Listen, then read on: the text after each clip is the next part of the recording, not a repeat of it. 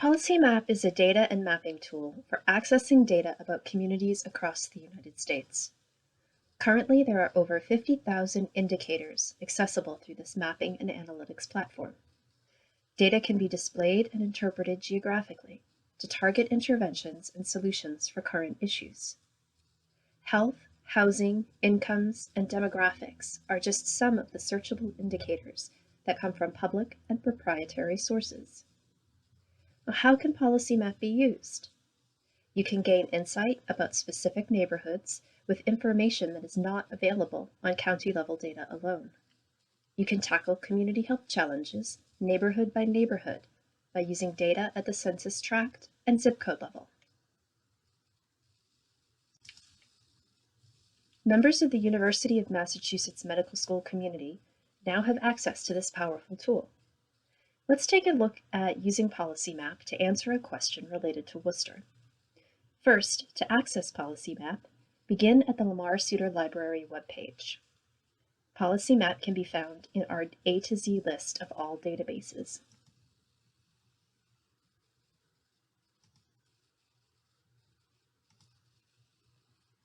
Since this is a subscription service, if you are working off campus, you'll be asked to sign in using your UMass medical credentials.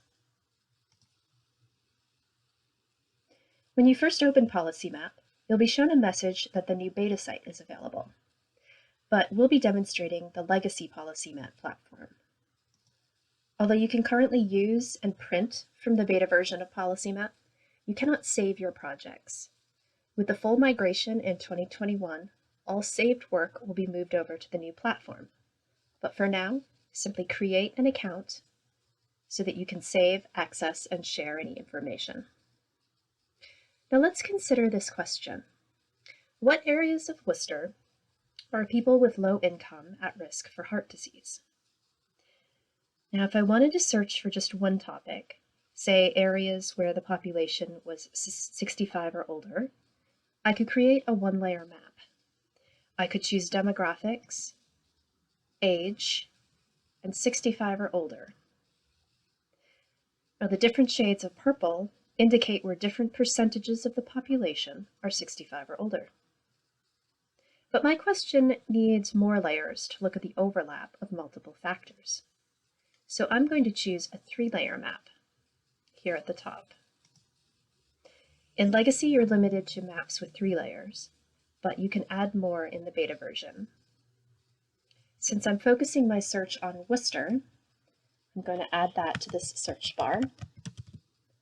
And for this demo, I'm going to be using the city of Worcester.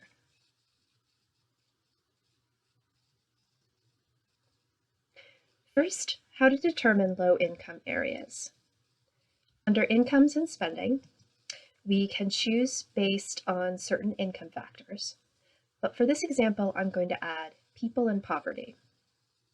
There are more choices to narrow this category down, but I'm going to look at all. So far, this is not very enlightening because all of the areas in purple indicate that there is some percentage of the population living in poverty. So I'm going to narrow it down over here on this layered bar to areas where at least 20% of people are living in poverty, which is now shown in purple.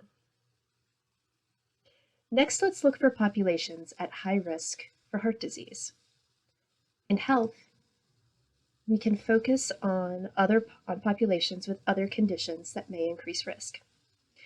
There are a lot of risk factors that we could consider, obviously, but from these choices, let's look at reported incidences of hypertension or high blood pressure.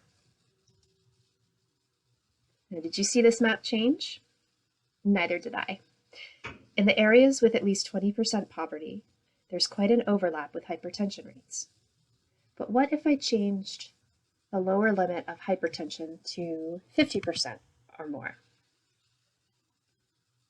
The purple disappears. There are no areas where at least 20% of the population is living in poverty and 50% or more of the population have hypertension.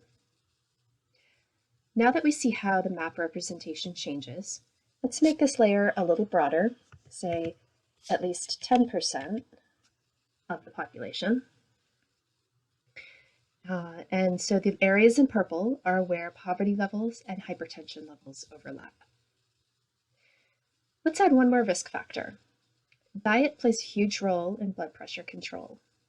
A healthy, varied diet is often out of reach for people living in poverty due to the high cost of food, as well as the food desert phenomenon, areas where it's hard to access a supermarket. So let's add another layer looking at supermarket access. By selecting health and food access, supermarket access, we find this reinvestment fund limited supermarket access status.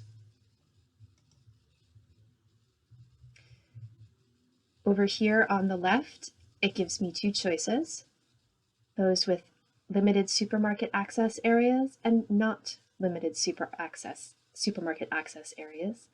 So I'm going to uncheck the not LSA, and then I'm going to zoom in on the map until this box disappears.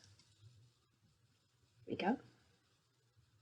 This narrows our area. But to make it a little clearer, let's also add locations for supermarket access. I'm choosing health again and grocery retail locations. This has added little points here on the map where stores are located. But we can go to filter points, grocery retail type, and color code these spots. So now we can see, looking at this neighborhood, there is one conventional supermarket here in orange. There's 2 superettes or convenience stores and one dollar store. So we can understand where access to healthier foods might be located. And also these are neighborhoods that an intervention, such as blood pressure control education, could be focused. Now that we've done a search, there are multiple ways that you can save or share what you have found. To just share your work, you can come up here to the Save button, making sure that you're logged in, and save your map. Do you want to include your map as a figure in your manuscript or presentation? Choose the print icon to design and then save your map as a PDF or PNG file. You can also dig more deeply by checking out the tutorials and webinars found under Support, this question mark icon, to learn more about what you can do with PolicyMap. But as always, if you have questions or would like some assistance using PolicyMap for your research, contact us at the Lamar Suter Library.